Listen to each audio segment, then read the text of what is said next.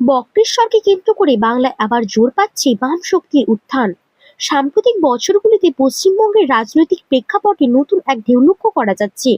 বাম শক্তির পুনরুত্থান দীর্ঘ সময় রাজ্য ক্ষমতার বাইরে থাকা সত্ত্বেও সাধারণ মানুষ ও রাজনৈতিক বিশ্লেষকদের একাংশের মতে বর্তমানে রাজ্যের শাসক দলের উপযুক্ত ও কার্যকর বিকল্প হয়ে উঠেছে সিপিআই ও তার ছাত্র যুব সংগঠন সমূহ।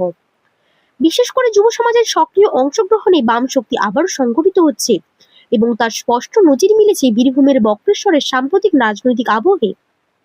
বক্রেশ্বর তাপবিদ্যুৎ কেন্দ্রের ষষ্ঠ ইউনিট চালুর দাবি ঘিরে ডিওয়াইএফআই যে বড় মাপের আন্দোলন গড়ে তুলেছে তা রাজ্যের সামগ্রিক রাজনৈতিক মানসিকতাকে নতুনভাবে ভাবতে বাধ্য করেছে। বিদ্যুতের চাহিদা বৃদ্ধির বাস্তব প্রমাণ পাওয়া যাচ্ছে রাজ্যের সর্বত্র, এবং সেই প্রেক্ষাপটে বিদ্যুৎ কেন্দ্রের আধুনিকীকরণ ও সম্প্রসারণকে অর্থনৈতিক ও সামাজিক প্রয়োজন হিসেবে তুলে ধরছে যুব নেতৃত্ব। ঐতিহাসিকভাবে দেখা যায় বক্রেশ্বর তাপবিদ্যুৎ কেন্দ্রের প্রতিষ্ঠার পরিকল্পনা শুরু হয় বামফ্রন্ট আমলে। তৎকালীন মুখ্যমন্ত্রী জ্যোতি বসু 1977 সালে কেন্দ্রীয় সরকারের কাছে আবেদন জানান আধুনিক বিদ্যুৎ উৎপাদন ব্যবস্থার জন্য, এবং সেই চাহিদাকে সমর্থন করে ছাত্র যুব সংগঠন একাধিক আন্দোলনও করে। পরবর্তীতে এই প্রকল্প আংশিকভাবে অনুমোদিত হলেও রাজনৈতিক পালাবদলের সঙ্গে সঙ্গে কার্যত স্তব্ধ হয়েছে এই উদ্যোগ। বর্তমানে বক্রেশ্বর অঞ্চলে বেকারত্ব এবং কর্মসংস্থানের সংকট প্রকট হওয়ায় ডিওয়াইএফআই আবারও দাবি তুলেছে নতুন ইউনিট চালুর। তাদের বক্তব্য, নতুন প্ল্যান্ট চালু করলে শুধু স্থানীয় হাজার হাজার কর্মহীন যুবকের কাজে লাগবে তা নয়, পাশাপাশি বক্রেশ্বর সহ আশেপাশের অঞ্চলের শিল্পায়নের পথও প্রশস্ত হবে। আরো গুরুত্বপূর্ণ, রাজ্যের ক্রমবর্ধমান বিদ্যুতের চাহিদা পূরণ করে অর্থনৈতিক কাঠামোকে আরো মজবুত করা সম্ভব হবে। এই আন্দোলনের শক্তি ও বিস্তারই ইঙ্গিত দিচ্ছে যে বামপন্থী রাজনৈতিক শিকড় এখনো দুর্বল হয়নি।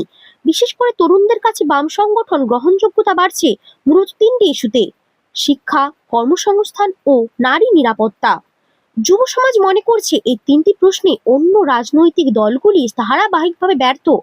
প্রতিবাদকারীদের অভিযোগ, বর্তমানে শাসক দল ধর্ম সম্প্রদায় নিয়ে বিভাজন, দুর্নীতি, নিয়োগ দুর্নীতি এবং সাধারণ মানুষের অর্থ আত্মসাৎ নিয়ে বেশি ব্যস্ত, কিন্তু শিক্ষা সংস্থার ও কর্মসংস্থানের সুযোগ সৃষ্টি কিংবা নারীর নিরাপত্তা বিষয়ে কার্যকর উদ্যোগ গ্রহণ করতে ব্যর্থ।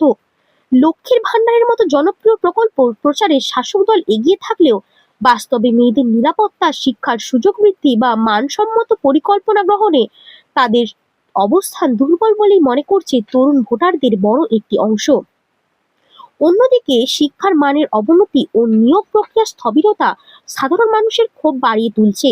রাজ্যের বিভিন্ন বিশ্ববিদ্যালয়, স্কুল, কলেজ, শিক্ষা প্রতিষ্ঠানের অস্থিরতার মধ্যে তরুণরা এমন এক রাজনৈতিক শক্তির সন্ধান করছে যারা তাদের ভবিষ্যৎ নিয়ে কার্যকর ভূমিকা নেবে। এই পরিস্থিতিতে বামপন্থীরা বেশ নজর কাড়ছে এবং তাদের সংগঠিত শক্তির উপর মানুষ আস্থা রাখতে শুরু করেছে।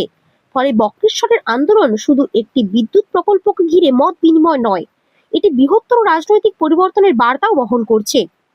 রাজ্যে দীর্ঘকাল ক্ষমতার বাইরে থেকেও আজ বাম শক্তি প্রমাণ করছে যে মানুষের প্রশ্নের পাশে দাঁড়ানোর মনোভাব এবং সাংগঠনিক ক্ষমতা থাকলে রাজনীতিতে প্রত্যাবর্তন কখনোই অসম্ভব নয়।